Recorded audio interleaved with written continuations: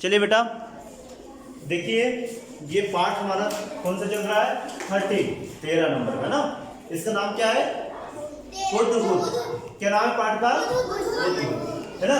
इसमें जो कुछ पाठ की पुस्तक हमारी है, पाठ में से, पाठ के अंतर्गत से कुछ शब्द, कुछ वाक्य ऐसे लिखे हैं मैंने, जिनको आपको सही और गलत के रूप में बताना है ना। सही कथन पर सही तथा गलत कथन पर गलत का निशान आपको या चिन्ह आपको लगाना है, ठीक है। देखो क्या लिखा हुआ? सुलेमान नाम का एक गिद्ध था, जो हमने कहानी पढ़ी हुदहुद की, है ना। क्या इसमें सुलेमान नाम का एक गिद्ध था? नहीं। फिर कौन था? राजा था, है ना, बादशाह था। उसका नाम क्या था पूरा? शाह सुलेमान, है ना। तो सुलेमान नाम का एक गिद्ध ना होकर कौन था? बादशाह। तो ये वाक्य जो लिखा हुआ है गलत है या सही है? तो हम यहाँ पर गलत का निशान लगा देते हैं, ठीक है। दूसरा देखते हैं, गिद्धों ने सुलेमान की मदद करने से मना कर दिया। क्या जो गिद्ध थे उनने सुलेमान की मदद करने से मना कर दिया था? कर दिया था। पहली बार में तो मना कर दिया था, है ना।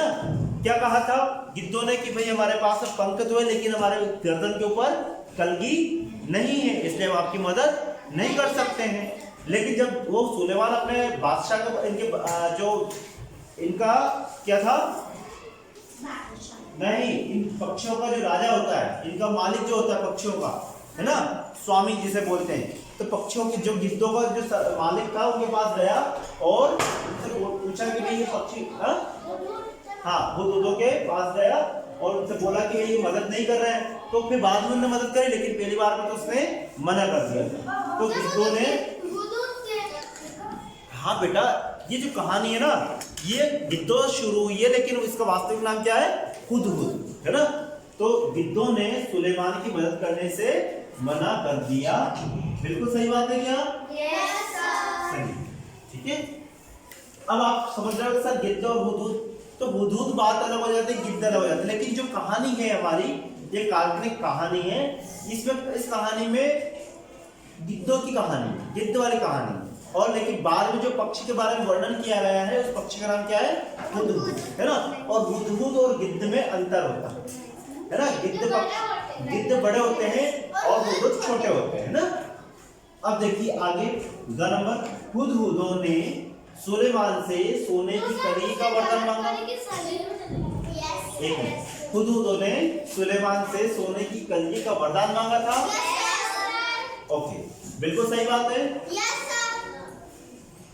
हुदहुद की आवाज बहुत सुरीली होती है या मीठी होती है। हुदहुद की आवाज मीठी होती है क्या? नहीं, फिर कैसी होती है आवाज इनकी? बुरी। अच्छा, सुरीली की बेसुरी, वेरी गुड, बेसुरी आवाज होती है या कर्कश आवाज होती है। मीठी आवाज नहीं होते हुए कैसी आवाज होती है इनकी? कर्कश, कठोर आवाज होती है। सब कौवे की आवाज होती है। कौवा जो होता है काव काव करता है, वैसे ही ये कैसा करता है? भूक भूक की आवाज करता है ना। तो इसकी आवाज कैसी होती है? सुरीली नहीं होती है ना। इसकी आवाज आपको अच्छी नहीं लगती,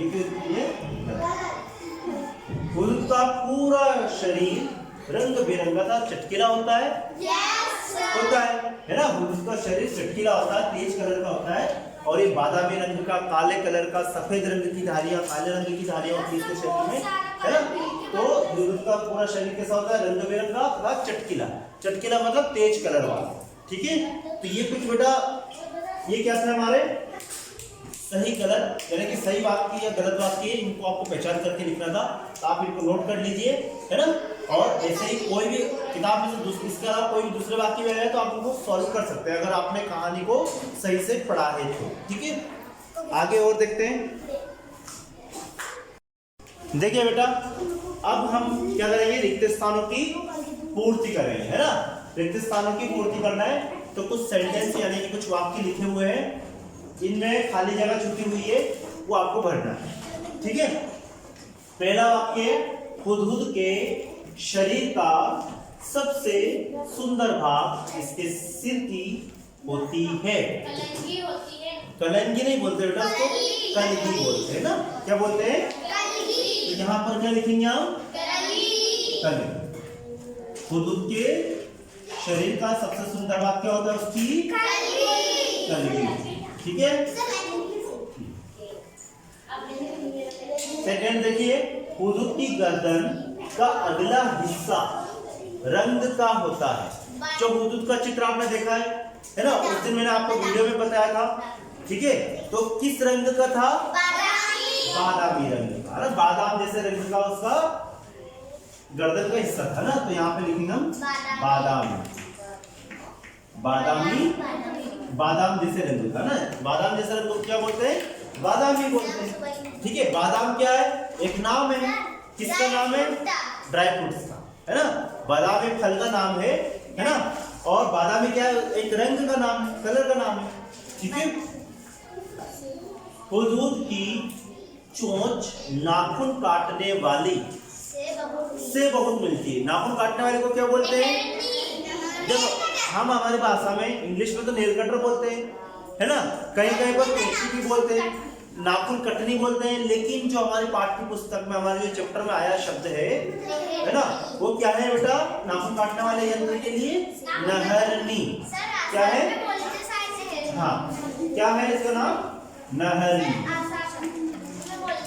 आसाम में इसको नहरनी बोलते हैं। जो नाखून काटने वाला नेल कटर होता है उसको क्या बोलते हैं?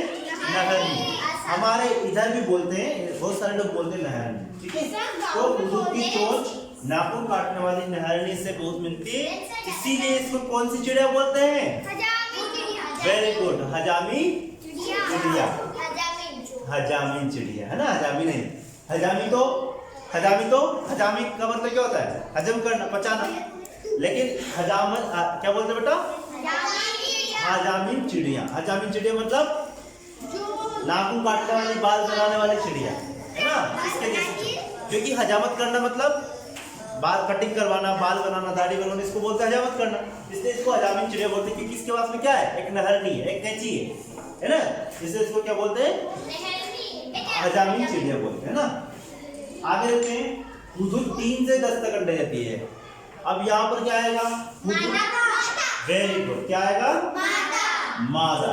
दो लिंग होते हैं, स्त्रीलिंग और स्त्री और पुरुष, है ना। पुल्लिंग। दो लिंग होते हैं ना, स्त्रीलिंग और पुल्लिंग। तो जो पुल्लिंग होता है हुदूद, है ना, यानी कि लड़का जो होता है हुदूद, ठीक है, नर, उसको बोलते हैं नर हुदूद। और जो स्त्री होती है, स्त्री जाति की, उसको बोलते हैं मादा हुदूद बोलते हैं। तो यहाँ पर क्या आएगा? मादा हुदूद। कितने अंडे देती है? 3 से 10 तक अंडे देती है। ठीक है, कितने अंडे देती है?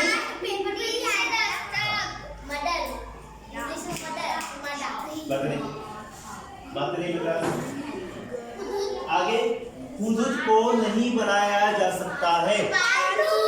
हुदूद को पालतू नहीं बनाया जा सकता है।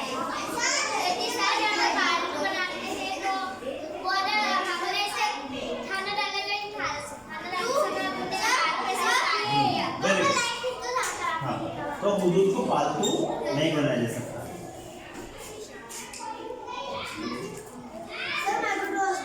हुदूद की चोंच लंबी तथा तीखी होती है ना। हुदूद की चोंच लंबी, हुदूद की चोंच पतली, लंबी तथा तीखी होती है। इसकी चोंच की 3 खासियत है। लंबी भी होती है, पतली भी होती है और तीखी भी होती है। और तीखी होती है इसलिए क्या बोलते हैं? नहरनी जैसी। ठीक है। तो बेटा कुछ ये रिक्त स्थान थे जो पाठ्य पुस्तक के आधार पर है, पाठ चैप्टर के आधार पर थे। आपने अगर चैप्टर सही से पढ़ा है तो आप इसको आसानी से इसका आंसर दे सकते हो, है ना। और आपको इनसे कुछ अलग जानकारी मिलती है कि बादामी रंग क्या होता है ना, नहरनी क्या होता है, ऊपर गर्दन के ऊपरी हिस्से को क्या बोलते हैं? कलगी बोलते हैं, है ना। पालतू पक्षी क्या होते हैं? पालतू जानवर कैसे होते हैं ना। तो ये पालतू मतलब जिनको हम पालते हैं, है ना, घर में, जैसे गाय, भैंस, बकरी, मुर्गी, कुत्ता, है ना, मिट्टू, ये क्या होता है बेटा? पालतू जानवर होते हैं, है ना। और खरगोश भी पालतू होता है। हाँ, तो ये कुछ शब्द थे, ये वाक्य थे, इनको आपको लिखना अपनी नोटबुक में और अपना वर्क कंप्लीट करना। ओके बेटा, थैंक यू वेरी मच।